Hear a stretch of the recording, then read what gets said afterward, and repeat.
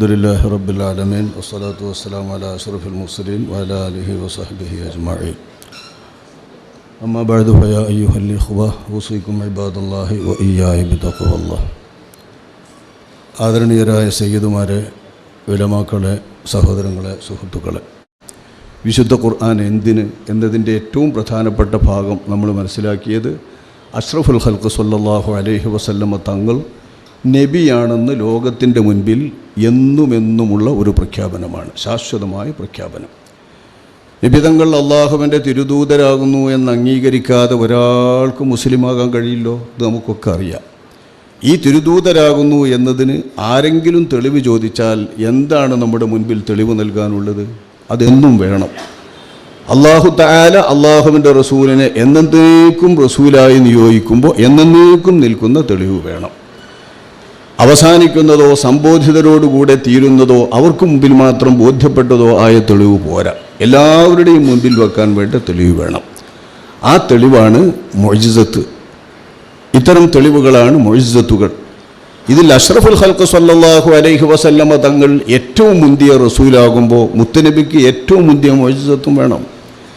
കഴിഞ്ഞ കാലത്തെ പ്രവാചകന്മാരുടെ എല്ലാ സത്യാശയങ്ങളും ഉൾക്കൊള്ളുന്ന സമ്പൂർണമായ ദീനാണ് അള്ളാഹുവിൻ്റെ ദീൻ എന്ന് വരുമ്പോൾ ആ ദീനിനെ തെളിയിക്കുന്ന തെളിവെന്ന നിലക്ക് മുത്തനബിയുടെ റിസാലത്ത് തെളിയിക്കുന്ന തെളിവ് ഏറ്റവും മുന്തിയ മുഅ്ജിസത്തുമാകണം. അതങ്ങനെ തന്നെയാണ് അള്ളാഹു തആല അഷ്റഫുൽ ഖൽഖ് സ്വല്ലല്ലാഹു അലൈഹി വസല്ലമ തങ്ങൾക്ക് നൽകിയത്. അതാണ് വിശുദ്ധ ഖുർആൻ എന്ന് നമ്മൾ വിശ്വസിക്കുന്നു. ഖുർആൻ എന്തിന് എന്ന ചോദ്യത്തിൻ്റെ ഏറ്റവും പ്രധാനപ്പെട്ട ഭാഗം അത് തന്നെയാണെന്നാണ് ഇവിടെ അവതരിപ്പിക്കപ്പെട്ടത്. അത് നമ്മൾ പ്രത്യേകം ഊന്നി മനസ്സിലാക്കേണ്ടതാണ്. ഒന്നായിട്ട് പരന്ന് വിഷയം പറയുമ്പോൾ ചുരുങ്ങിപ്പോകല്ലോ എന്ന് എഴുതിയിട്ട് ഞാൻ പ്രത്യേകം ഉണർത്തുകയാണ്. ഇതിനെ സമാഹരണം എന്ന് പറഞ്ഞാൽ ഏറ്റവും പ്രധാനപ്പെട്ടത് അള്ളാഹുവിൻ്റെ റസൂലിൻ്റെ മുഅ്ജിസത്ത്. ഈ മുഅ്ജിസത്താകുന്നു എന്ന പ്രധാനപ്പെട്ട ലക്ഷ്യത്തിന് തടസ്സമാകുന്ന മറ്റൊരു ഉപകാരവും നമ്മൾ വിശുദ്ധ ഖുർആനെ സംബന്ധിച്ച് ശ്രദ്ധിക്കരുത്. ആ നേട്ടമുണ്ട് ഈ നേട്ടമുണ്ട് എന്ന് പറഞ്ഞല്ലേ ഓരോന്ന് കൊണ്ടുവരിക. ആ നേട്ടങ്ങളൊക്കെ വിശുദ്ധ ഖുർആനിൻ്റെ അതിപ്രധാനമായ ലക്ഷ്യം എന്താണോ, വിശുദ്ധ ഖുർആനിൻ്റെ ഏറ്റവും പ്രധാനപ്പെട്ട ഉദ്ദേശ്യം എന്താണോ, അതിന് വിഘാതമാകുമെങ്കിൽ പിന്നെ മറ്റെല്ലാം പോയില്ലേ, കാളിപ്പോയല്ലോ. ഇതാണ് അല്ലാഹു തആല ആദ്യം ഖുർആനെ കുറിച്ച് പരിചയപ്പെടുത്തിക്കൊണ്ടാണല്ലോ സൂറത്ത് തുടങ്ങുന്നത്. ഫാത്തിഹ അത് പ്രാരംഭമാണ്. ഫാത്തിഹ കഴിഞ്ഞാൽ പിന്നെ ഖുർആൻ തുടങ്ങുന്നത് അലിഫ് ലാം മീം എന്നല്ലേ. ഈ അലിഫ് ലാം മീം എന്ന വാക്കിൻ്റെ അർത്ഥം വിശുദ്ധ ഖുർആൻ അലിഫും ലാമും മീമും തന്നെയാണ് എന്നാണല്ലോ. നിങ്ങളുടെ അലിഫും ലാമും മീമും തന്നെയാണ് ഖുർആൻ എന്നല്ലേ ഇതിനർത്ഥം. ഈ അലിഫും ലാമും മീമുമായ അക്ഷരങ്ങൾ കൊണ്ടുള്ള കളിയാണ് നിങ്ങൾ ഈ നടത്തുന്ന കളികളൊക്കെ. അതുകൊണ്ടാണ് നിങ്ങൾ പഠിക്കുന്നത്, അതുകൊണ്ടാണ് നിങ്ങൾ പഠിപ്പിക്കുന്നത്, അതുകൊണ്ടാണ് ഗ്രന്ഥങ്ങളൊക്കെ, അതുകൊണ്ടാണ് ആശയങ്ങളൊക്കെ കൈമാറുന്നത്, ആശയങ്ങളൊക്കെ മറ്റുള്ളവർക്ക് പകരുന്നത്, എല്ലാവരും നുകരുന്നത് മുഴുവൻ ഈ അക്ഷരങ്ങൾ കൊണ്ടാണ്. ആ അക്ഷരങ്ങൾ തന്നെയാണ് ഇതിലും. എന്നാൽ ഈ അക്ഷരങ്ങളെയൊക്കെ വെല്ലുന്നതാണ് അല്ലാഹു തആലാന്റെ കലാമായ വിശുദ്ധ ഖുർആൻ.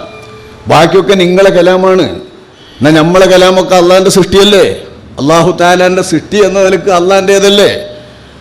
നമ്മളെ തടി അള്ളാഹിൻ്റേതല്ലേ, നമ്മളെ ഉലൂമകൾ അള്ളാഹിൻ്റേതല്ലേ, നമ്മളെ സംസാരങ്ങൾ അള്ളാഹിൻ്റേതല്ലേ. അപ്പം നമ്മളെ സംസാരങ്ങൾ അത്രയും അള്ളാഹുവിൻ്റേതാണ്.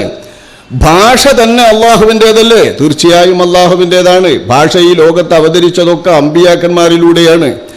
അള്ളാഹുവിൻ്റെ ഹബീബായ നബിതങ്ങൾ വരുമ്പോൾ ലോകത്തുള്ള ഭാഷകളെല്ലാം കൂടി സ്വാംശീകരിച്ചിട്ട് ഖലീലുല്ലാഹി ഇബ്രാഹിം നബി അലൈഹിസ്സലാമിന് അള്ളാഹു തആല നൽകിയ ഒരു ഭാഷയാണ് അബ്റാനി.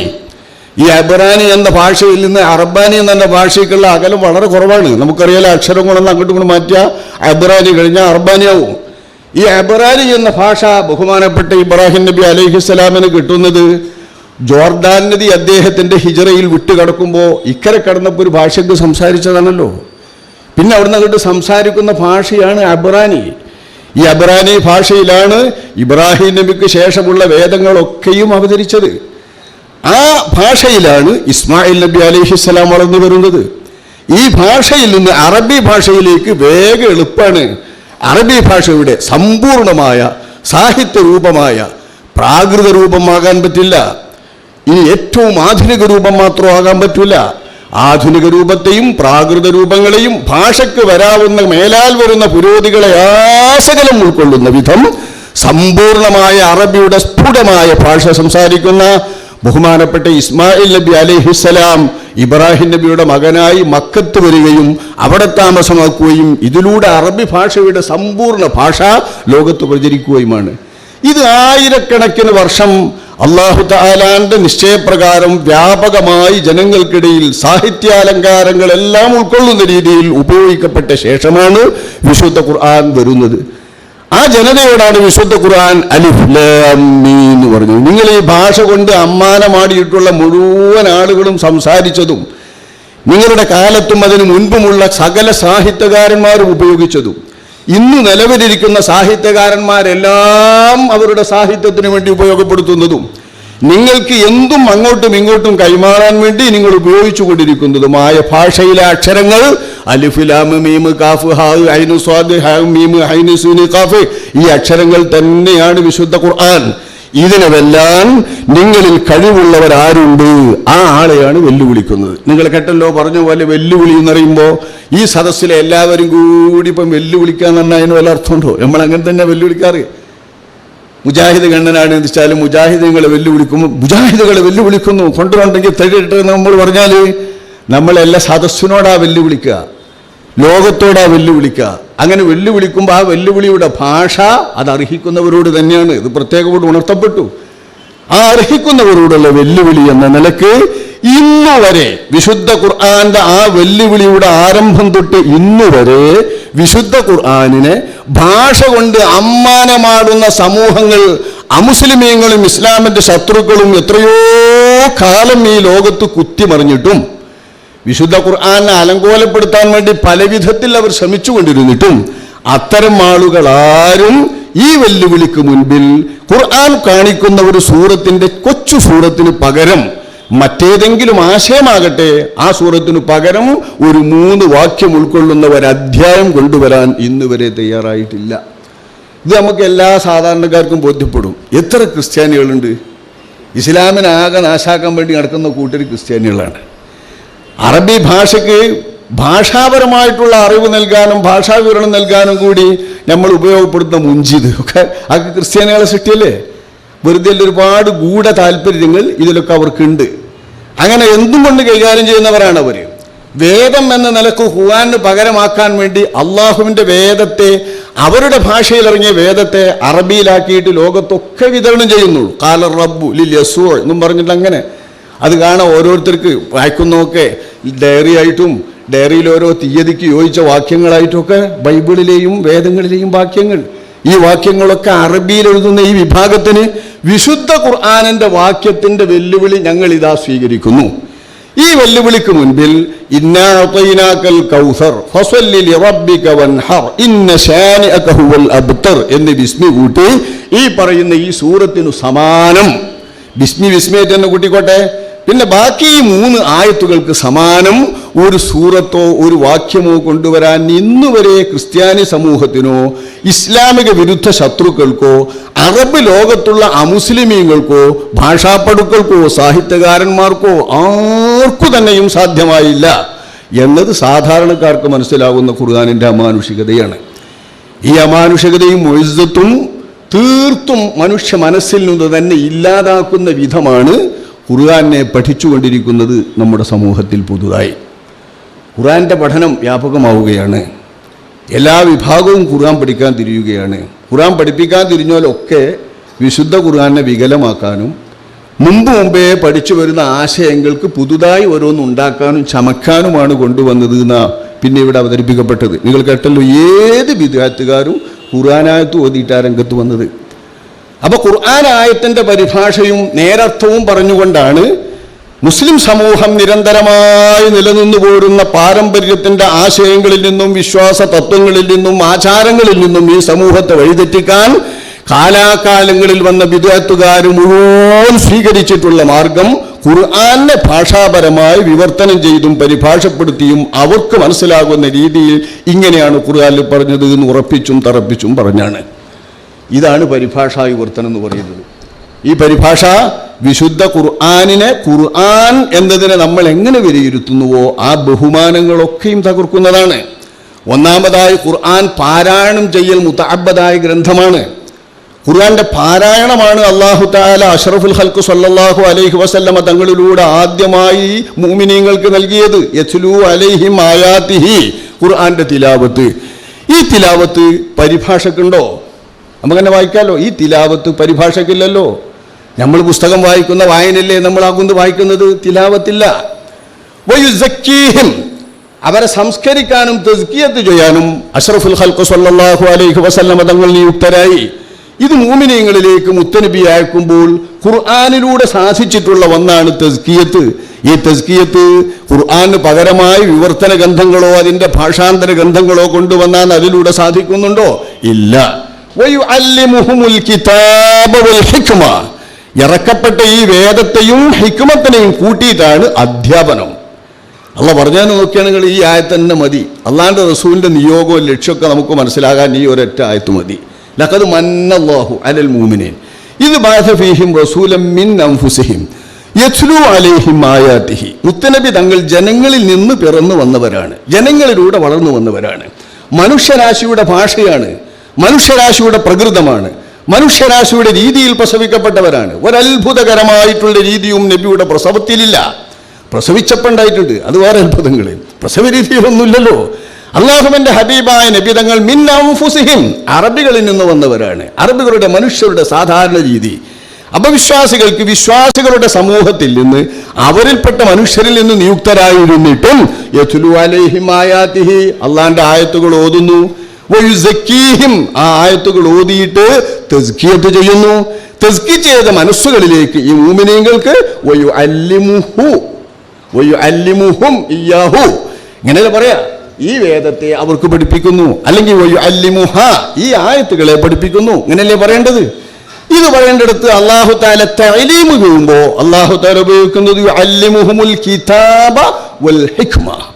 അള്ളാഹു അവർക്ക് അക്ഷരങ്ങളായി ഇറക്കിയിട്ടുള്ള വേദവും അക്ഷരങ്ങൾ എന്ന പരിഗണനയില്ലാതെ അള്ളാഹു തആല ഇറക്കിയിട്ടുള്ള മറ്റു വഹയുകളും, ഇത് രണ്ടും അള്ളാഹുവിന്റെ റസൂൽ ചേർത്തു പഠിപ്പിക്കുന്നു. ഇത് രണ്ടും അള്ളാഹുവിന്റെ റസൂൽ ചേർത്ത് പഠിപ്പിക്കുന്നു. കിതാബും ഹിക്മത്തും ചേർത്ത് പഠിപ്പിക്കുന്നു അള്ളാഹുവിന്റെ റസൂൽ. അപ്പൊ നബി തങ്ങളുടെ അധ്യാപനവും തഅലീമും എന്താണ്? വേദവും വേദവിവരവും, വേദവും വേദജ്ഞാനങ്ങളും. വേദവും വേദജ്ഞാനങ്ങളും പഠിപ്പിച്ച മുഹമ്മദ് മുസ്തഫ തങ്ങളുടെ ദൗത്യത്തിൽ വയുഅല്ലിമുഹും യത്ലു അലൈഹിം എന്ന് പറഞ്ഞിട്ടുള്ള വിശ്വാസികൾ ആരാണോ ആ വിശ്വാസികളെ അവഗണിച്ചുകൊണ്ട് മുത്തനബിയുടെ അധ്യാപനം കിട്ടുമോ? മുത്തനബിയുടെ തിലാവത്ത് കിട്ടുമോ? മുത്തനബിയുടെ തസ്കിയത്ത് സാധിക്കുമോ? ലോകത്ത് സാധ്യമല്ല. നബി ആരെയാണോ തസ്കിയത്ത് ചെയ്തത്, ആർക്കാണോ ഓതിക്കൊടുത്തത്, ആർക്കാണോ പഠിപ്പിച്ചത്, അത് എല്ലാ മുഅ്മിനീങ്ങളുമാണെങ്കിൽ ആ മുഅ്മിനീങ്ങളുടെ മൊത്തം സമൂഹത്തെ ലോകത്തിന്റെ മുമ്പിൽ ഒരു പ്രമാണമായി അവതരിപ്പിക്കുകയാണ് ഈ ആയത്ത്. അതാണ് ഇജ്മാ എന്ന് പറഞ്ഞത്. അപ്പോൾ വേദവും സുന്നത്തും മുഅ്മിനീങ്ങളുടെ ഇജ്മാവും ഇത് മൂന്നും പ്രമാണമാക്കിയിട്ട് അഷ്റഫുൽ ഖൽഖ് സ്വല്ലല്ലാഹു അലൈഹി വസല്ലമ തങ്ങളെ കൊണ്ട് അള്ളാഹുവിന്റെ റിസാലത്ത് സാധിച്ചു. ഇപ്പേരിൽ എല്ലാ വിശ്വാസികൾക്കും നബിയോട് കടപ്പാടുണ്ട്, അതീവ കടപ്പാട്. അള്ളാഹു മഹത്തായ ഔദാര്യമാണ് നബിയിലൂടെ ചെയ്തത്. ഇത് അല്ലാഹു തആല ഈ ആയത്തിൽ പറയുമ്പോൾ തന്നെ വേദവും വേദജ്ഞാനവും മുഅ്മിനീങ്ങളുടെ സമൂഹം എന്ന ജമാഅത്തുൽ മുസ്ലിമീൻ എന്ന ഇജ്മാഉം ഈ ആയത്തിൽ തന്നെ അള്ളാഹു അനുസരിക്കാൻ വേണ്ടി അല്ലാഹു തആല പറഞ്ഞു. നോക്കി, അത്തിഉല്ലാഹ വഅത്തിഉർ റസൂല വഉലിൽ അംരി മിൻകും. ലോകത്തെ മനുഷ്യന്മാർ അനുസരിക്കാൻ ബാധ്യസ്ഥരായിട്ടുള്ളവർ മൂന്നുള്ളൂ. ഒന്ന് അല്ലാഹ്, ഒന്ന് റസൂൽ, ഒന്ന് ഉലുൽ അംർ, മുഅ്മിനീങ്ങളിൽ നിന്നുള്ള ഉലുൽ അംർ. അപ്പൊ അല്ലാഹ്, വേദം, റസൂൽ, മുത്തനബി സല്ലല്ലാഹു അലൈഹി വസല്ലമ തങ്ങളുടെ സുന്നത്ത്, ഉലുൽ അംർ ഉലമാക്കളും. ഉലമാക്കളും അള്ളാഹുവും വേദവും കിതാബും സുന്നത്തും ഇജ്മാഉം ഇത് നിങ്ങൾ അനുസരിക്കാൻ ബാധ്യതപ്പെട്ടവരാണ്, അനുസരിച്ചേ തീരൂ എന്ന് അല്ലാഹു തആല പറഞ്ഞിട്ടുള്ള ഈ മൂന്നുമാണ് അഷ്റഫുൽ ഖൽഖ് സ്വല്ലല്ലാഹു അലൈഹി വസല്ലം തങ്ങൾ ലോകത്ത് ഒഴിച്ചിട്ട് പോയത്. ഇതാണ് പ്രമാണം. പ്രമാണമായി ഒഴിച്ചിട്ടത് കിതാബും സുന്നത്തും. ആ പ്രമാണങ്ങളെ പ്രയോഗിക്കാൻ വേണ്ടി അല്ലാഹു തആല നിയോഗിച്ചിട്ടുള്ളത് വിശ്വാസി സമൂഹത്തിൽ ഈമാനും വിജ്ഞാനവും നല്ലവണ്ണം നേടിയിട്ടുള്ള കാര്യക്കാരായ ഉലമാക്കളും. കാര്യക്കാരാണ്, നിർദ്ദേശക്കാരവരാണ്, നിരോധനത്തിന്റെ ആളുകൾ അവരാണ്. അപ്പൊ വിധിവിലക്കുകൾ നൽകാൻ അർഹതപ്പെട്ട ഉലുൽ അംറടക്കം അള്ളാഹുവും അള്ളാന്റെ വേദവും അടക്കമാണ് ഈ ലോകത്തിന്റെ മുമ്പിൽ മുഹമ്മദ് മുസ്തഫ സല്ലല്ലാഹു അലൈഹി വസല്ലം തങ്ങൾ വെച്ചത്. ആ മുത്തനബി സല്ലല്ലാഹു അലൈഹി വസല്ലമ തങ്ങൾ വെച്ച ഈ വിശുദ്ധ ഖുർആനിനെ അതിൻ്റെ ഇജാസ് തന്നെ കളങ്കപ്പെടുത്തുന്നതാണ് ഇന്ന് അതിന്മേൽ നടക്കുന്ന പഠനങ്ങൾ അത്രയും. പഠനം എന്ന പേരിൽ ഖുർആന്റെ പേരിൽ നടക്കുന്ന ഏത് സ്റ്റഡി ഉണ്ടോ അതൊക്കെ അങ്ങനെയാണ് കാണുന്നത്. ഇനി പേരിൽ പഠനം ഇട്ടിട്ട് പഴയ രൂപത്തിൽ തഫ്സീറുകളും വിവരങ്ങളും നൽകുന്ന പഠനമുണ്ടെങ്കിൽ സ്വീകാര്യമാണ്. അതെല്ലാവരും സ്വീകരിച്ചിരുന്നു പണ്ട് കാലത്തെ. നേരെ ഖുർആൻ പറയാ, അതിൻ്റെ ഒരു ഭാഷ പറയാ, അതിൻ്റെ ഒരു അർത്ഥം പറയാ, ആ അർത്ഥം അങ്ങനെ മനസ്സിലാക്കുക, ഇതാണ് ഖുർആൻ. പിന്നെ കൊടുക്കുന്ന നോക്കുക അതിൻ്റെ വിശദീകരണമായി നമ്മളെ വ്യാഖ്യാനങ്ങളാണ്. ഈ വ്യാഖ്യാനങ്ങൾ ഓരോരുത്തൻ്റേതാണ്. ആരാണോ വ്യാഖ്യാനിക്കുന്നതെന്ന് പറയുമ്പം തന്നെ നമ്മൾ എന്താ പറയാറ്? ഇതങ്ങനെ വ്യാഖ്യാനിക്കണ്ട, ഇത് പറഞ്ഞു പറഞ്ഞാൽ മതി. വ്യാഖ്യാനിക്കേണ്ട എന്നറിയാലേ നമ്മൾ എന്തിനാ പറഞ്ഞതിൻ്റെ അപ്പുറത്തേക്ക് വാക്ക് കൊണ്ടുപോകണേനാ വ്യാഖ്യാനിക്കുക എന്ന് പറയാം. പറഞ്ഞതിൻ്റെ അപ്പുറത്തേക്ക് വാക്ക് കൊണ്ടുപോകുന്നതിനല്ലേ വ്യാഖ്യാനിക്കുക എന്ന് പറയുന്നത്. ഒരാൾ പറഞ്ഞ വാചകത്തിൽ എന്തോ ഒന്ന് ആ വാചകം കൊണ്ട് അവനെ പിടികൂടുമ്പോൾ അതിനോ മറു വിശദീകരണം നൽകിയിട്ട് അങ്ങനല്ല ഇങ്ങനെയാ ഉദ്ദേശിച്ചതെന്ന് പറയുമ്പോൾ ഇതിനാണ് സാധാരണ നമ്മൾ വ്യാഖ്യാനം എന്ന് പറയാം. ആ വ്യാഖ്യാനമാണ് നമ്മൾ ഖുർആന്റെ തഫ്സീർ വേണ്ടി പിന്നെ കാണുന്ന വ്യാഖ്യാനം തന്നെ കൊടുക്കുന്നത്. അപ്പോൾ അത് ഓരോരുത്തൻ്റെ വ്യാഖ്യാന. ഖുർആനെ പഠിക്കാൻ തഫ്സീറാണ്. തഫ്സീർ എന്ന് പറഞ്ഞാൽ അതിൻ്റെ അർത്ഥം വിവരണമെന്നാണ്. വിവരണം, വേദം വെച്ചാൽ വിവരണം. വേദത്തിൻ്റെ വിവരണം എങ്ങനെയാണ്? വേദത്തിൻ്റെ മുഫസ്സിരീങ്ങൾ വിവരണം ചെയ്തു ഒന്ന് ആലോചിച്ച് നോക്കി. ബിസ്മില്ലാഹിർ റഹ്മാനിർ റഹീം എന്നാൽ അൽ ബാവു ബാവ്, ബിസ്മി രണ്ടാമത്തെ വാക്യം ഇസ്മ്, അല്ലാഹി ഇസ്മില്ലാഹി, അർ റഹ്മാനി റഹ്മാൻ, അർ റഹീം റഹീം. എത്ര വാക്യങ്ങളെ വ്യാഖ്യാനിക്കുക വിവരിക്കുക. ഇങ്ങനെ ആ തഫ്സീറിൽ കാണാം വിവരണം. ജലാലൈനിയിൽ അതില്ലെങ്കിൽ അത് ഉസ്താദ് ഓതി കൊടുക്കുമ്പോൾ ഉസ്താദ് വിവരിക്കും. ജലാലൈനി എന്നത് അതിനുള്ളതാണ്. ജലാലൈനിയിലുള്ളത് ഉസ്താദ് ഓതി കൊടുക്കുന്ന ഉസ്താദിന് ജലാലൈനി ഓതി കൊടുക്കാൻ അയാൾക്ക് മുമ്പത്തെ തഫ്സീറൊക്കെ പഠിക്കണം, മുമ്പത്തെ തഫ്സീറൊക്കെ നോക്കണം. ഗ്രഹപാഠം നടത്തിയിട്ടേ ജലാലൈനി ഓതി കൊടുക്കാൻ പറ്റുള്ളൂ.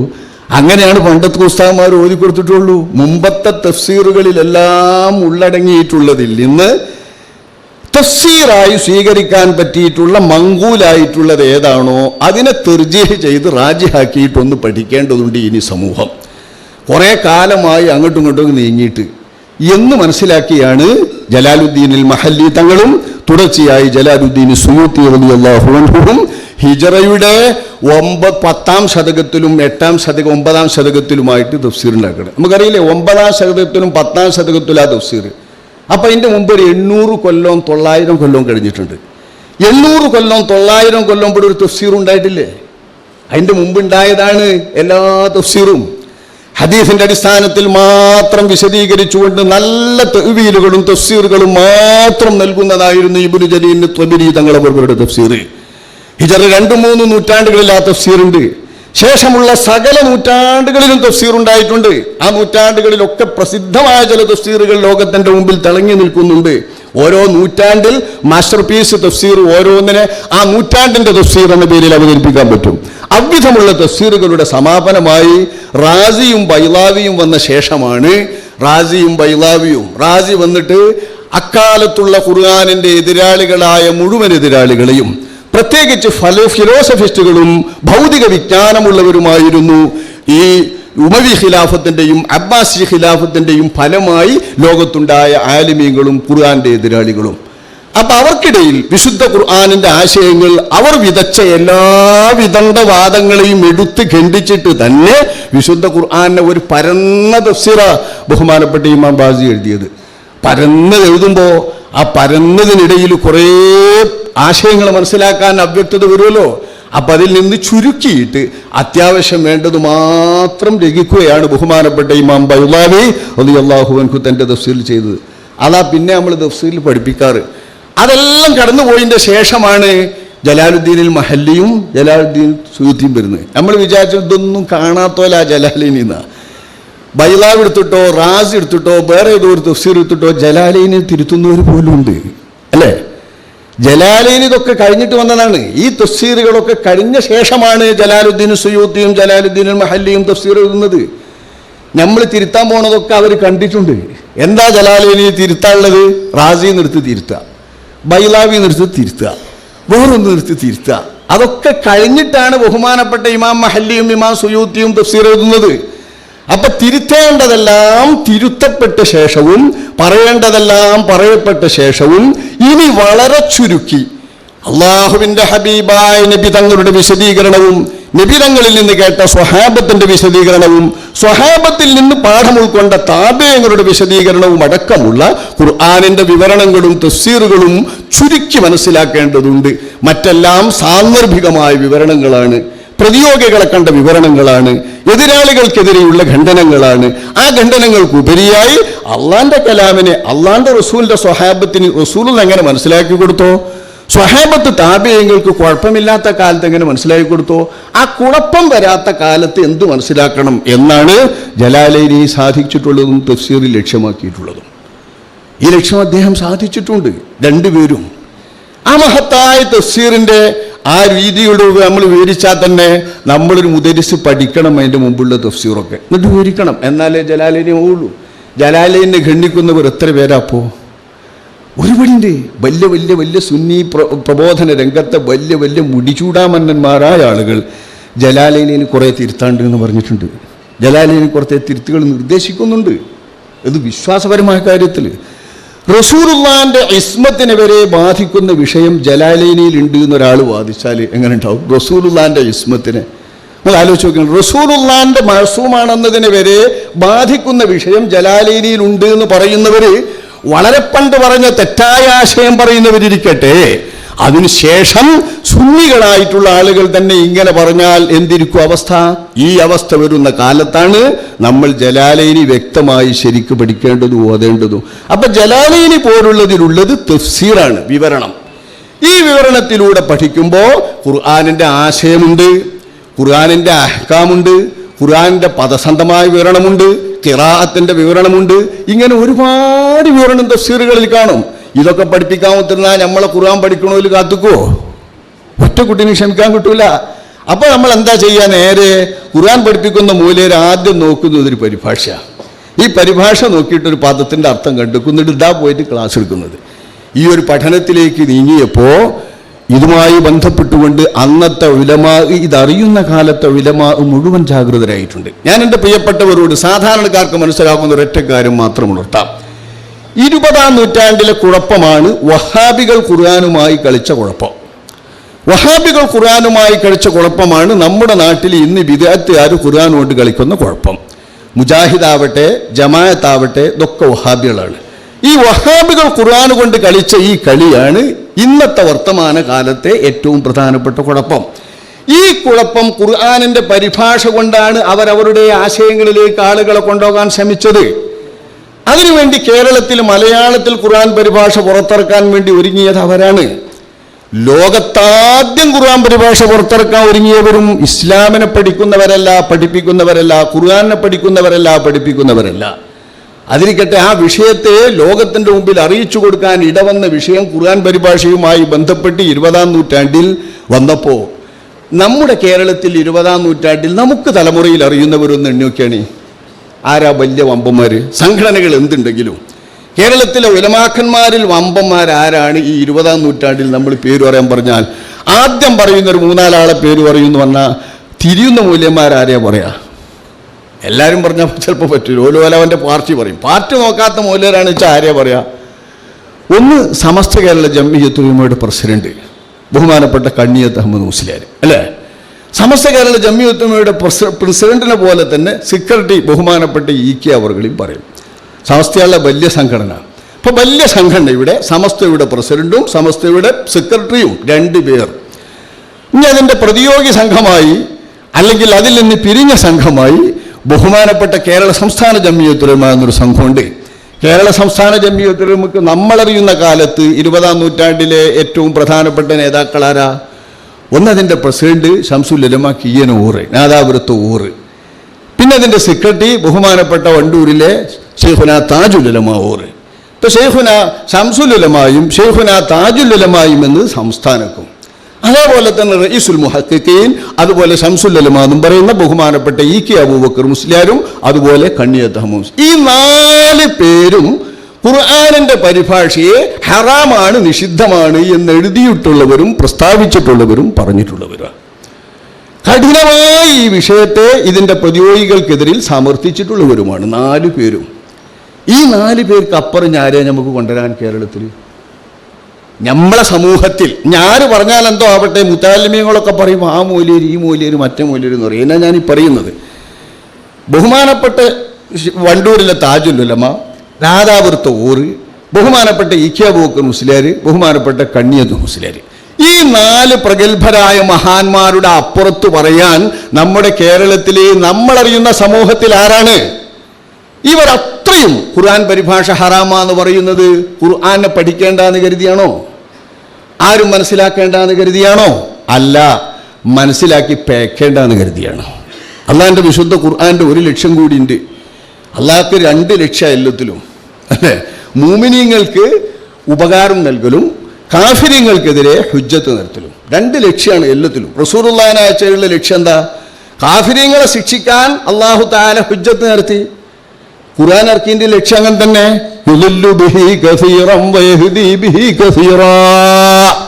ഖുർആൻ വന്നിട്ട് പിഴക്കുന്നവൻ പിഴച്ചവൻ തന്നെ. അങ്ങനെ പിഴക്കും ഒരുപാട് കൂട്ടർ. അപ്പൊ പിഴച്ചവരെ ഖുർആൻ പിഴക്കുമ്പോൾ അൽ ബയ്യിനത്തിൻ, തെളിവിന്റെ അടിസ്ഥാനത്തിൽ പിഴക്കാൻ, എന്നാൽ അള്ളാഹ്ക്ക് ശിക്ഷിക്കാം. അലം യഅതികും നദീർ, ഖുർആനുമായി താക്കീതുകാരൻ വന്നില്ലയോ എന്നവരോട് ചോദിച്ചുകൊണ്ട് അവരെ നീതിപരമായി ശിക്ഷിക്കാൻ അല്ലാഹു തആല അവരുടെ ഉൾവ് മുട്ടിക്കുകയും അവർക്ക് മുൻപിൽ ലക്ഷ്യം നിരത്താനുമാണ് വേദമിറക്കിയതും റസൂലുള്ളാഹിനെ അയച്ചതും. അപ്പൊ വേദമിറക്കിയതും റസൂലുള്ളാഹിനെ അയച്ചതിലും പ്രധാനപ്പെട്ട ഒരു ലക്ഷ്യം കാഫിര്യങ്ങളാകൽ തന്നെ. കാഫിര്യങ്ങളാണ് എന്ന് നമ്മൾ പറയണമെങ്കിൽ ലക്ഷ്യം വന്നിട്ട് ആ ലക്ഷ്യത്തിന്റെ അപ്പുറത്ത് പോലും പോകണ്ടേ? ലക്ഷ്യം വരുന്നതിന് മുമ്പ് കാഫിറാവില്ലല്ലോ.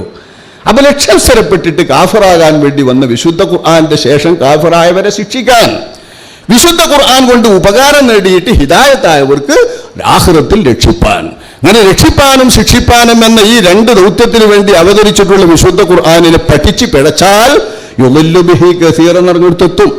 അതിലേക്കുള്ള മാർഗമായാണ് പരിഭാഷയെ ലോകത്ത് കൊണ്ടുവരപ്പെട്ടത്. ഇപ്പോൾ ബഹുമാനപ്പെട്ട നമ്മളെ പരിഭാഷയെക്കുറിച്ച് വളരെ സുന്ദരമായി സരസമായി നമുക്ക് ബോധ്യപ്പെടുന്ന രീതിയിൽ മട്ടത്തിൽ സംസാരിച്ച എൻ്റെ പ്രിയപ്പെട്ട സ്നേഹിതൻ CP അവർകൾ, അദ്ദേഹം പറഞ്ഞല്ലോ ഖുർആൻ പരിഭാഷ പുറത്തിറക്കുന്നത് എപ്പോഴാ? ലോകത്ത് ആദ്യമായി ഖുർആൻ പരിഭാഷ പുറത്തിറക്കുന്നത് ക്രിസ്ത്യാനികൾ.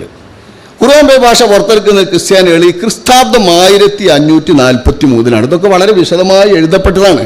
ഞാനിത് പുതിയ സമൂഹത്തിൻ്റെ മനസ്സിലൊന്ന് ഓർമ്മ വെക്കാനാണ് ഒറ്റയടിക്ക്. ക്രിസ്താബ്ദം 1543 എന്ന് പറഞ്ഞാൽ എത്രയാ? 16-ാം ശതകത്തിന്റെ മധ്യത്തിൽ.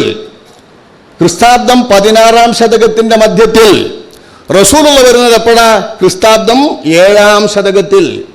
7-ാം ശതകത്തിന്റെ ആദ്യത്തിൽ വരുന്ന മുഹമ്മദ് മുസ്തഫ സ്വല്ലല്ലാഹു അലൈഹി വസല്ലമ തങ്ങളിലൂടെ വന്ന ഖുർആനിനെ ഇതര ഭാഷയിലേക്ക് ഇതര നാട്ടിൽ വിവർത്തനം ചെയ്ത് പഠിപ്പിക്കുന്ന ഒരു ശ്രമം ആദ്യമായി ലോകത്ത് തുടങ്ങുന്നത് റോബർട്ട് എന്ന ക്രിസ്ത്യാനി.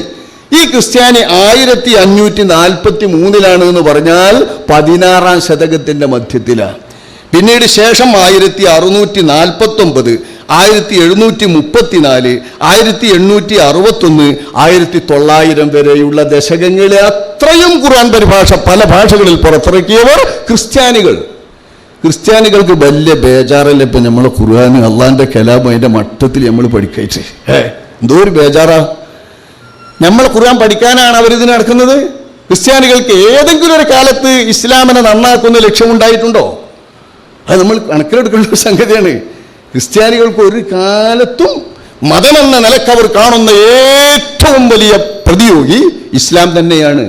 വേദമെന്ന നിലക്ക് അവർ കാണുന്ന ഏറ്റവും വലിയ പ്രതിയോഗി ഖുർആൻ തന്നെയാണ്.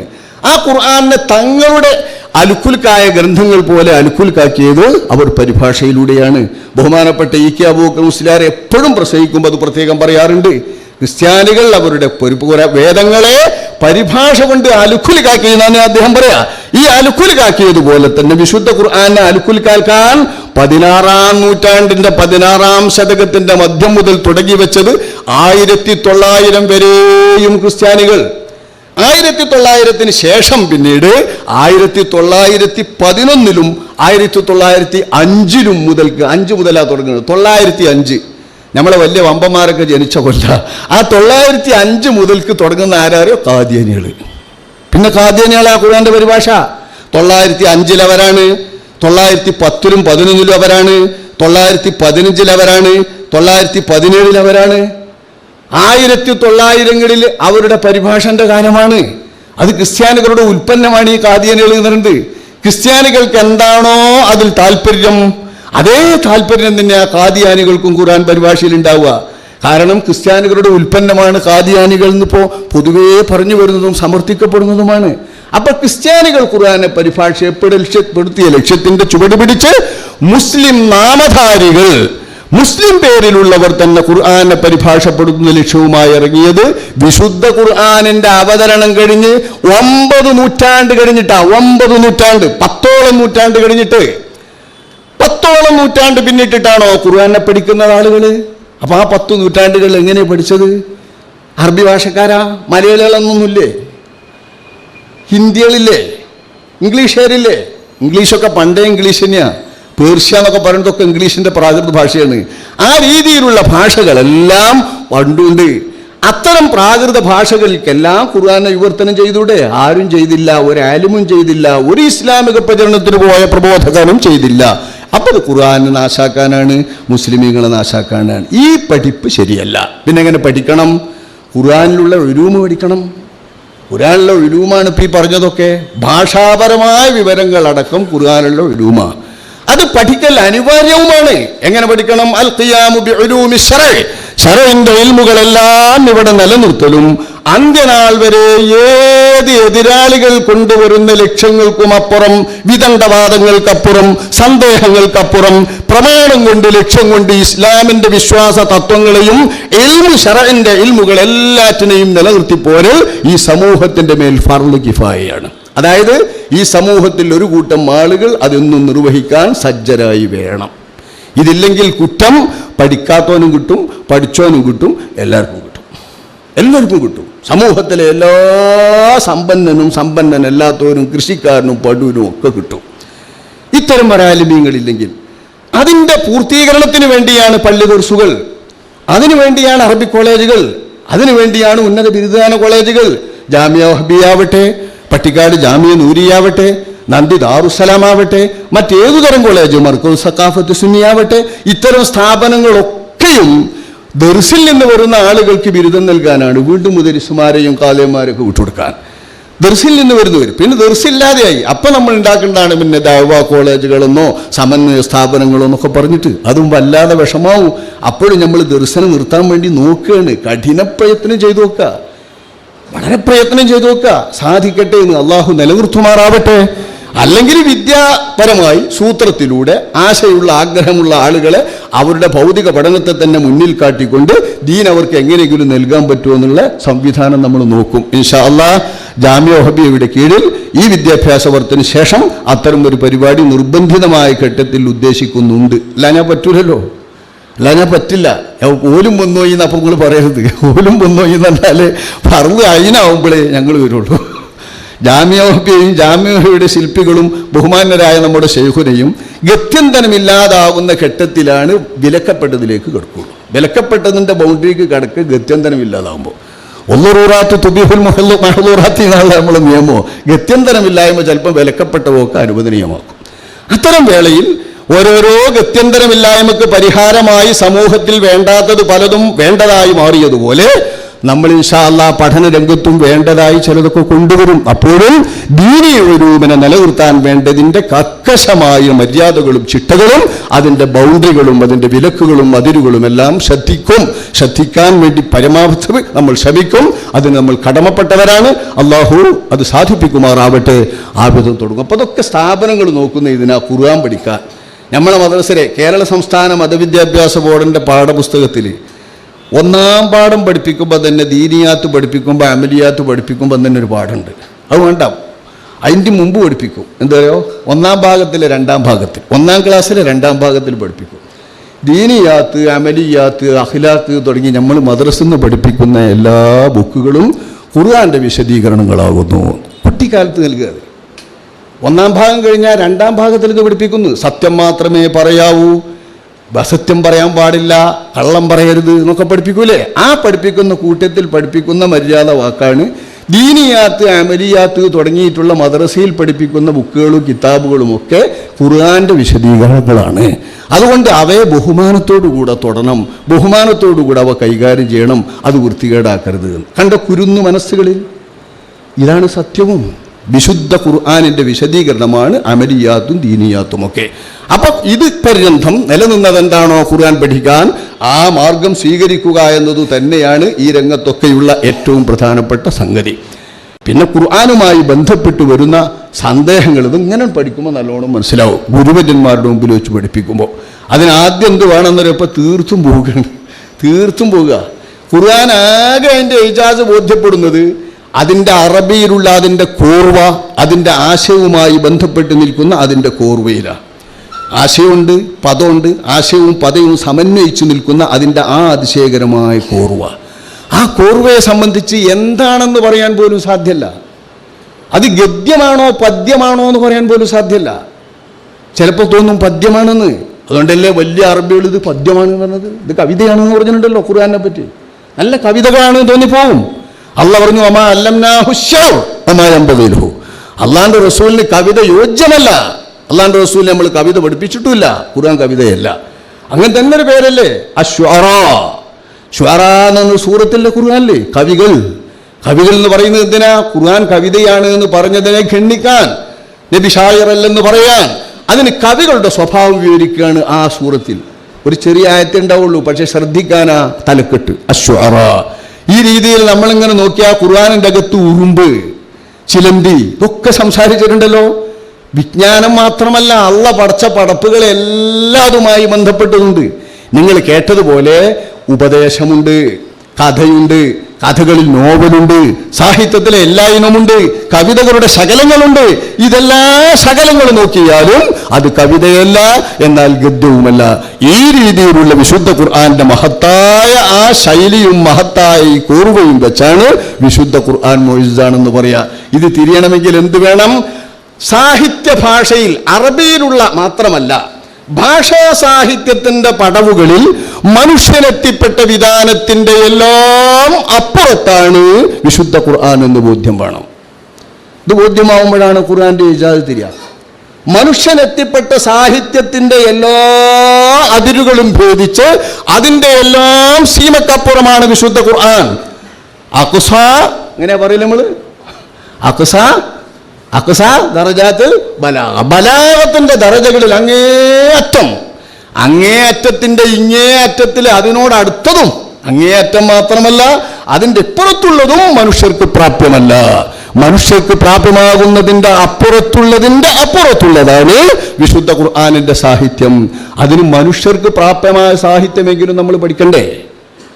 മനുഷ്യർക്ക് പ്രാപ്യമായ സാഹിത്യം അതിന് ആദ്യമായി സുർഫുൻ നഹ്വും വേണം. സുർഫുൻ നഹ്വും കഴിഞ്ഞാൽ ഇൽമുൽ മആനി, ഇൽമുൽ ബയാൻ എന്നറിയുന്ന അതാ ഇൽമുൽ ബലാഗ. അതിൻ്റെ ചന്തം ഒന്നുകൂടി ചമൽക്കാരങ്ങൾ കുറച്ചുകൂടി ബോധ്യമാകുന്നതാണ് ഇൽമുൽ ബദിഅ. ഇത് വിശദമായി പഠിച്ചിട്ടാ പണ്ട് തഫ്സീർ ഓതുള്ളൂ. ഒരു മൂല്യരും ഈ ഫന്നിലുള്ള അത്യാവശ്യം കഴിയാതെ തഫ്സീർ ഓതി കൊടുക്കാറില്ല. ഇപ്പം പിന്നെ അതൊക്കെ ഓതും. ഇപ്പം നമ്മൾ സിലബസ് അങ്ങനെ ഉണ്ടാക്കല്ലേ, അപ്പം ഏതൊക്കെയാണ് കൊടുക്കേണ്ടി ഇതിൽ കൊടുക്കുകയാണ്. അപ്പം നമുക്ക് പല സംശയം തോന്നും. ഇപ്പം നേരത്തെ വിഷയത്തിൽ കേട്ടല്ലെങ്കിൽ തഫ്സീർ ഓതിയാ സംശയമാവും, മറ്റു ഓതിയാ സംശയമാവും എന്നൊക്കെ. അതൊക്കെ ഈ സംശയമായ വിദ്യാർത്ഥികളെ മുന്നിൽ വെച്ച് ഓതി കൊടുക്കുന്ന മുദരിസുമാരുടെ രൂപമാണ്. അനുഭവം പറയാണ്. കാരണം ആ തലമുറയിലെ വിദ്യാർത്ഥികളാണ് ഇന്നത്തെ മുദരിസ് കൈകാര്യം ചെയ്യേണ്ടി വരുന്നത്. ദൗർഭാഗ്യം, വല്ലാത്തൊരു സംഗതിയല്ലത്. തഫ്സീർ ഓതാൻ വന്നു തീർക്കുന്ന കുട്ടിക്ക് തഫ്സീർ പറഞ്ഞു കൊടുത്താൽ മനസ്സിലാവില്ല, ഭാഷ പറഞ്ഞു കൊടുത്താൽ മനസ്സിലാവില്ല, എന്തിനാ അവിടെ ഉദ്ദേശം എന്ന് പറഞ്ഞു കൊടുത്താൽ മനസ്സിലാവില്ല, എന്തിനാണ് ഇവിടെ ഖിറാത്ത് വിവരിക്കേണ്ടതെന്ന് കൂടി മനസ്സിലാവും. എന്തിനാപ്പം അതൊക്കെ പറയേണ്ടതെന്നാണ്. നമ്മൾ ഓതുന്ന ഒറ്റ ഖിറാത്തിലുള്ളതൊന്നും ഓതാൻ പറ്റില്ല, പിന്നെ എന്തിനാപ്പം ഇത് വിവരിക്കുന്നത് നമ്മൾ മനസ്സിലാക്കുക. ഒഫി ഖിറാത്തിൻ കഥ ഇങ്ങനെ ഒരു ഖിറാത്തിലുണ്ട് എന്നാണ്, എന്താ ഈ ഖിറാത്ത് ഇവിടെ എന്നാ ചിന്തിക്കുക. അപ്പം അതുകൂടി മനസ്സിലാകാതിരുന്നത് നമ്മുടെ കുറവാണ്, നമ്മുടെ പഠനത്തിന്റെ കുറവാണ്. ഇൽമുൽ ബലാഗയിൽ അത്യാവശ്യം വിവരം വന്നിട്ട് സാഹിത്യശാസ്ത്രം എന്നാണ് അതിൻ്റെ പേര്. അത് അറബ് സാഹിത്യശാസ്ത്രം മാത്രമല്ല, അറബി ഭാഷയ്ക്കുള്ളതാണ് നമ്മളെ ഇൽമുൽ ബലാഗ എന്നേ ഉള്ളൂ. മലയാള സാഹിത്യശാസ്ത്രം, ഇംഗ്ലീഷ് സാഹിത്യശാസ്ത്രം, എല്ലാ സാഹിത്യശാസ്ത്രത്തിലും അതിൻ്റെ അടിസ്ഥാനമൊക്കെ ഒന്നാണ്. അറബി സാഹിത്യശാസ്ത്രത്തിൽ എന്താണോ ഉള്ളത് അത് തന്നെയാണ് മറ്റു സാഹിത്യശാസ്ത്രത്തിലുള്ളത്. അതിലൊക്കെ ഉള്ളതിൻ്റെ കുറച്ചുകൂടി കൂടുതൽ എന്തിലുണ്ട് എന്നേ ഉള്ളൂ, വിശുദ്ധ ഖുർആനിലുണ്ട്. അല്ല, അറബ് സാഹിത്യശാസ്ത്രത്തിലുണ്ട്. 18 ഭാഷകൾ സ്വന്തം അമ്മാനമാടിയിരുന്ന ഏംഗൽസ് എന്ന് പറയുന്ന കാൾ മാർക്സിന്റെ സഹോദരൻ എന്ന് പറഞ്ഞാൽ അദ്ദേഹത്തിന്റെ മാർക്സിസത്തിലെ സഹോദരൻ, അതിന് വിശദീകരിച്ച ആൾ ഏംഗൽസ്. അയാൾക്ക് 18 ലോക ഭാഷ എങ്ങനെയും കൈകാര്യം ചെയ്യാൻ അറിയുന്ന ആ മനുഷ്യന് അറബ് പറയുന്നത് എനിക്ക് അറബ് വഴങ്ങുന്നില്ല, അറബ് പഠിയുന്നില്ല, ഭാഷ സംസാരിക്കാനും പഠിയുന്നില്ല, ഗ്രാമർ വഴങ്ങുന്നില്ല, സാഹിത്യം വഴങ്ങുന്നില്ല. ഏംഗൽസിന് വഴങ്ങാത്തത് മാത്രമല്ല, അറബ് സാഹിത്യം മറ്റു സാഹിത്യങ്ങൾ വഴക്കുന്നവർക്കൊന്നും വഴങ്ങൂല. നമ്മളെ ബാലചന്ദ്രൻ ചൊല്ലിക്കോട് പറഞ്ഞല്ലോ, ഇവരെല്ലാവരും പറയും ഖുർആൻ എങ്ങനെ. ഞാൻ പെരുത്തു ഖുർആൻ വായിച്ചു നോക്കി, CNN ഖുർആൻ വായിച്ചു, കേവിൻ്റെ ഖുർആൻ വായിച്ചു, അങ്ങനെ കുറേ ഖുർആൻ മുമ്പിൽ പറഞ്ഞു. ഈ ജാതി ഖുർആനൊക്കെ ഞാൻ വായിച്ചു നോക്കുമ്പോൾ എനിക്കതിൽ ഇത്ര വലിയ സൗന്ദര്യമൊന്നും കണ്ടില്ല. അതിലേറെ ഭേദം ബൈബിളാണ്. ബൈബിളിൽ കുറേ ഉപമേഖലകളുണ്ട്, ഖുർആനിൽ അതുമില്ല. ആ വിധത്തിലാണ് ഇവിടെ കാണുന്ന ഖുർആൻ. ഇപ്പം അദ്ദേഹം കണ്ടോ CNN ഖുർആൻ, കേവിയുടെ ഖുർആൻ ഇങ്ങനെ എണ്ണുന്നത്. ഇതൊക്കെ ഓരോരുത്തരുടെ ഖുർആനാ, അള്ളാന്റെ ഖുർആനല്ല. അള്ളാന്റെ ഖുർആൻ തിരിയാൻ വേണ്ടി അയാൾ പറയുന്നത് CNN ഖുർആനാ, ഉമർ മൗലവിന്റെ ഖുർആനാ, കേവിന്റെ ഖുർആനാ. ഈ ഖുർആൻ നോക്കിയിട്ട് ഒരു സൗന്ദര്യവും കണ്ടില്ല എന്ന്. അല്ല, അവർക്ക് സാഹിത്യം എല്ലാം തിരിഞ്ഞിട്ടും അറബ് സാഹിത്യം അപ്രാപ്യമായതിന്റെ ഫലമാണ്. അപ്പൊ ആ അറബ് സാഹിത്യത്തെ മറ്റു ഭാഷകൾ വളരെ ചുരുങ്ങിയത് നമ്മൾ ഉപയോഗിക്കുന്ന ഭാഷകളുടെ സാഹിത്യവുമായി ബന്ധപ്പെടുത്തിയിട്ടെങ്കിലും നമ്മൾ അല്പം പഠിക്കണം. മുസ്നദിലേഹി മുസ്നദ് ഇസ്നാദ് എന്നൊക്കെ പറഞ്ഞാൽ അതിനൊക്കെ മലയാളം കിട്ടും. ഗ്രാമറും മലയാള സാഹിത്യത്തിലൊക്കെ ഇതുണ്ടാവുമല്ലോ. മലയാള വ്യാകരണ ശാസ്ത്രത്തിൻ്റെ അകത്ത് ഇതുണ്ട്. തംസീല്, തശ്ബീഹ് എന്നൊക്കെ പറയുന്നതിനൊക്കെ മലയാളം ഉണ്ട്. ആ സാഹിത്യശാസ്ത്രവുമായി ബന്ധപ്പെടുത്തിയിട്ട് നമ്മുടെ ഈ സാഹിത്യശാസ്ത്രത്തെ കൂട്ടിപ്പഠിപ്പിച്ചാൽ വളരെ വ്യക്തമായി മുന്നിലിരിക്കുന്ന വർത്തമാന സമൂഹത്തിൻ്റെ മുമ്പിൽ ഖുർആനിൻ്റെ അമാനുഷികതയും വ്യക്തമായ ഖുർആനിൻ്റെ സിദ്ധിയും മനുഷ്യേതര ശക്തിക്ക് അപ്പുറമുള്ള അള്ളാഹുവിൻ്റെ കലാമാണെന്ന വസ്തുതയും അത്യാവശ്യമൊക്കെ ബോധ്യപ്പെടുത്താൻ കഴിയും. അപ്പം അങ്ങനെയുള്ള വിശുദ്ധ ഖുർആനിൻ്റെ പഠനത്തിന് തീർച്ചയായും നമ്മുടെ ദർസിലെ നിലവിലുള്ള പഠനത്തെക്കാൾ കുറച്ചുകൂടി പ്രയാസകരമായി അധ്വാനിച്ച് പഠിക്കണം. എന്നാലേ കുറച്ച് ഉപകാരപ്പെടൂ. അതിന് പറ്റുന്ന മക്കളെ വാർത്തെടുക്കാൻ, സ്വന്തം മക്കളെയെങ്കിലും ആ വഴിക്ക് തിരിച്ചുവിടാൻ, കിട്ടുന്ന മക്കളെ ആ വഴിക്ക് പറഞ്ഞ് മനസ്സിലാക്കി കൊണ്ടുവരാൻ മുദരിസുമാർ അവർ ഉപയോഗിക്കട്ടെ. സന്ദർഭം മുഅല്ലിമീങ്ങൾ അതിന് പറ്റുന്ന കുട്ടികളെ മുദരിസുമാർക്ക് കൈമാറട്ടെ. മുഅല്ലിമീങ്ങളുടെ അടുത്തേക്ക് പഠിപ്പിക്കുന്ന രക്ഷിതാക്കളെ പറഞ്ഞ് അവർ മനസ്സിലാക്കട്ടെ. എന്നിട്ട് പഴയ കാലത്തെ ദർസിൻ്റെ കുറച്ചുകൂടി ഉയർന്ന പരിഷ്കരിച്ച ഒരു രീതി, അതായത് ഭാഷാപരമായും സാഹിത്യപരമായും ഒക്കെ വളർന്ന സംബോധിത ജനതയുടെ വർത്തമാന സാഹചര്യത്തിനിണങ്ങുന്ന വിധം ഇൽമുകളെയെല്ലാം സംയോജിപ്പിച്ച് മനസ്സിലാക്കാൻ പറ്റുന്ന ഒരു പുതിയ പഠനം, കുറച്ചുകൂടി അധ്വാനം കൂടുക, കുറയല്ല, ആ അധ്വാനം കൂടുന്ന ഒരു രീതി നമ്മൾ വളർത്തിക്കൊണ്ടുവരേണ്ടതുണ്ട്. അவ்விധത്തിൽ ഖുർആനെ പഠിച്ചാൽ കുറച്ചൊക്കെ മനസ്സിലാകും. അല്ലാതെ ക്രിസ്ത്യാനികളുടെ വഴിക്ക്, ഖാദിയാനികളുടെ വഴിക്ക് ഖുർആൻ പരിഭാഷ വെച്ച് ഖുർആനെ പഠിക്കാൻ തിരിഞ്ഞാലോ, അതിനെ അടിസ്ഥാനപ്പെടുത്തി പഠിപ്പിക്കാൻ തിരിഞ്ഞാലോ നമുക്കൊന്നും മനസ്സിലാവുകയില്ല എന്നാണ് ഇപ്പൊ വിഷയം അവതരിപ്പിച്ചതിൻ്റെ ആകത്തുക. അല്ലാഹു സുബ്ഹാനഹു വ തആല ആവശ്യമുള്ളത് മനസ്സിലാക്കാനും ആവശ്യമുള്ളത് പഠിക്കാനും അല്ലാഹു നമുക്ക് തൗഫീഖ് ചെയ്യുമാറാവട്ടെ. നമുക്ക് വേണ്ടതൊക്കെ ഖുർആനിലുണ്ടാവുമെന്ന് നമ്മൾ പഠിക്കേണ്ടത് ഇതുവരെ പറഞ്ഞിരുന്നത്. നമുക്ക് വേണ്ടതൊക്കെ ഖുർആനിലുണ്ട് എന്നല്ല അല്ലാഹു പറഞ്ഞത്. ഈ ഇമാമിയങ്ങൾ ഉദ്ധരണിയൊക്കെ പറഞ്ഞത് മാ യഹ്താജു ഇലൈഹി, ഹാജത്തുള്ളത്, ആവശ്യമുള്ളത്. അനാവശ്യം കുറേ ഉണ്ട് നമുക്ക് വേണ്ടാത്തത്. നമ്മളെ വിവരങ്ങളൊക്കെ അനാവശ്യ, നമ്മളെ സോഷ്യൽ മീഡിയകൾ നൽകുന്നതൊക്കെ അനാവശ്യ, ബഹുഭൂരിപക്ഷം അനാവശ്യ. നമ്മളെ കുട്ടികൾക്ക് വേണ്ടതും അനാവശ്യം. അത് കിട്ടാൻ എന്താടോ മാർഗം, ഇത് കിട്ടാൻ എന്താടോ മാർഗം. നമ്മൾ റോട്ടിലൊക്കെ കൂടി വെച്ചിട്ടുണ്ട്. ഇപ്പോൾ ഈ ഇത് എന്താരോ വണ്ടിന്നാരോ പറഞ്ഞ് റോട്ടിലുണ്ടല്ലോ ഈ ക്യാമറ, നമ്മളെ സ്പീഡ് നോക്കാൻ. അപ്പോൾ ക്യാമറ നോക്കാം, എവിടെയാ ക്യാമറ, ഇനി എത്ര ദൂരത്താ ക്യാമറ, എന്തെങ്കിലല്ലേ പറഞ്ഞ് ക്യാമറ നോക്കാം, ഇതിലുണ്ട് പണിയാണ്. അപ്പം എൻ്റെ ഒപ്പമുള്ള ആൾ പറഞ്ഞു അത് നമ്മുടെ ഡ്രൈവർ കാട്ടിലുണ്ട്, എൻ്റെ ഡ്രൈവർ അത് കാണിക്കാറുണ്ട് പറഞ്ഞു. സ്വിച്ച് ഓക്കാറ്റിൻ്റെ മുമ്പിൽ പോയാലും ചിലയിടത്താണ് മൂപ്പരായിട്ട് എത്തുന്നത്. ഞാൻ ഉറങ്ങിയിട്ട് പോയാൽ 2 മണിക്കൂർ കൊണ്ടൊക്കെ കണ്ടുവരുന്ന് അങ്ങോട്ട് എത്തും മഞ്ചേരിക്ക്. ഇത് സാധാരണ എത്താറുള്ളത് ഇങ്ങനെയാണ്. ഈ ക്യാമറ ഒക്കെ തെറ്റിച്ച് എങ്ങനെ പോകുന്നതാണ് ഞാൻ ആലോചിക്കണം. അപ്പം അതിനുവേണ്ടി നമ്മളിന് മാർഗം. ലോകത്ത് തെറ്റും കുറ്റവും തിന്മി എന്താണോ, ഒരു സാധനം നന്നാക്കാൻ കൊടുത്ത ആ നന്നാക്കാൻ കൊടുത്ത മൊബൈലിൽ നിന്ന് എന്തൊക്കെ പിടിക്കാൻ കഴിയുമോ അതൊക്കെ പിടിക്കാനും നോക്കാൻ. ഇപ്പോൾ വേണ്ടാതെ കേടുന്ന കുട്ടികളൊക്കെ ക്യാമറ ഇത് വലിച്ചെറിയണേ, അല്ലെങ്കിൽ കുഴിച്ചിടുകയാണ്. എന്താ വെച്ചാൽ അതിൻ്റെ മുമ്പ് കളിച്ചതൊക്കെ അതിന് പിടിച്ചാൽ കിട്ടും. ഇതല്ലടോ നമ്മളെ കയ്യിൽ, ഇതല്ലേ സദാസമയം നമ്മളെ ശ്രദ്ധയിൽ. ഇതിൽ ശ്രദ്ധിച്ചതായ ആളുകൾക്ക് വേണ്ടതൊക്കെയും ആവശ്യമാണോ? കുറ്റകരമല്ലേ, അനാവശ്യമല്ലേ, സർവനാശത്തിലേക്കും കൊണ്ടുപോകുന്നതല്ലേ? ഇത്തരം തിന്മയുള്ള സമൂഹത്തിനും തിന്മകൾ നിറഞ്ഞ സമൂഹത്തിനും വേണ്ടതൊക്കെ ഖുർആനിൽ പറയുകയാണോ? മനുഷ്യ സമൂഹത്തിന് ആവശ്യമുള്ളത് എന്താണ്? അനിവാര്യം ആവശ്യമുള്ളത് എന്താണ് എന്ന് സട്ടാവായ രാജാധിരാജൻ മനസ്സിലാക്കിയിട്ട് ആ ആവശ്യത്തെയും അനിവാര്യതയും വരച്ചു തന്നിട്ട് അള്ളാഹുവിന്റെ അമ്പിയാക്കന്മാരുടെ അധ്യാപനത്തിന്റെ വരുതിയിൽ നിർത്തിയിട്ട് ഇങ്ങനെ ജീവിച്ചാലേ ഞാൻ ആഖിറം തരൂ, അപ്പോഴേ പരലോകം കിട്ടൂ. തിൽക ദാറുൽ ആഖിറ നജഅലുഹാ ലില്ലദീന ലാ യുരീദൂന ഉദുവൻ ഫിൽ അർളി വലാ ഫസാദ. മേന്മത്തരമോ പൊങ്ങച്ചമോ ഉദ്ദേശിക്കാതെ, ആൾ വലുപ്പമോ കേൾവിക ശേഷിയോ മറ്റൊന്നും വലുപ്പമാക്കാതെ, വലാ ഫസാദ താന്തോദിത്തങ്ങളും വേണ്ടാത്തരങ്ങളും ഉദ്ദേശിക്കാതെ ജീവിക്കുന്നവർക്കാണ് പരലോകം. ഓൽക്കാൻ നമ്മൾ പരലോകം വെച്ചത്. അവർക്ക് ആവശ്യമുള്ളതെല്ലാം, അവർക്ക് അനിവാര്യമായതെല്ലാം വിശുദ്ധ ഖുർആനിലുണ്ട് എന്നാ അള്ള പറയാം. അള്ള ഷെയ്യ് എന്ന് പറയുമ്പോൾ അള്ള പറയണ ഷെയ്യാ, നമ്മളെ മണ്ടാക്കട്ട ഷെയ്യല്ലേ. ഓരോരുത്തരും പറയുമ്പോൾ എനിക്ക് ആവശ്യമായ വിവരമൊക്കെ അതിലുണ്ട് എന്ന് വലിയൊരു മൊയിലേര് പറയുമ്പോൾ നമ്മൾക്ക് ആവശ്യമുള്ളതൊക്കെ ഉണ്ടോ എന്നിട്ട് ഇന്ന് നോക്കിയാൽ പറ്റുമോ? ഇതന്നെ അള്ള പറയണതിൻ്റെ അർത്ഥം. മീൻ ഷെയ് എന്ന് പറഞ്ഞാൽ കലാമുള്ളയാ, അള്ളാന്റെ കലാം. അപ്പൊ അള്ളാന്റെ കലാമിൽ ഷെയ് എന്ന് പറയാൻ പറ്റുന്നതെല്ലാം വിശുദ്ധ ഖുർആനിന്റെ അകത്തുണ്ട്. അള്ളാഹ് നമ്മൾ ഉണ്ടാകാൻ പോണ സാധനത്തിനെ കുറ്റും കൂടി പറഞ്ഞാൽ അള്ളെന്താ ലം യകുൻ ഷൈഅൻ മദ്കൂറ അല്ലേ? നമ്മൾ ഉണ്ടാകാൻ പോണ സംഗതി, നമ്മൾ ഉണ്ടാകാൻ പോണ ശുക്ലത്തെ പറ്റി അള്ളെന്താ പറഞ്ഞേ? ലം യകുൻ ഷൈഅൻ മദ്കൂറ. അതൊരു ഷെയ്യല്ല. അതായത് നമ്മളെ അസിൽ ഒരു ഷെയ്യല്ല എന്ന് പറഞ്ഞ പടച്ചോന് എല്ലാ ഷെയ്യും ഉണ്ട് ഖുർആനിൽ പറയുന്നത്. തിബിയാനല്ലി കുല്ലി ഷെയ് എന്ന്.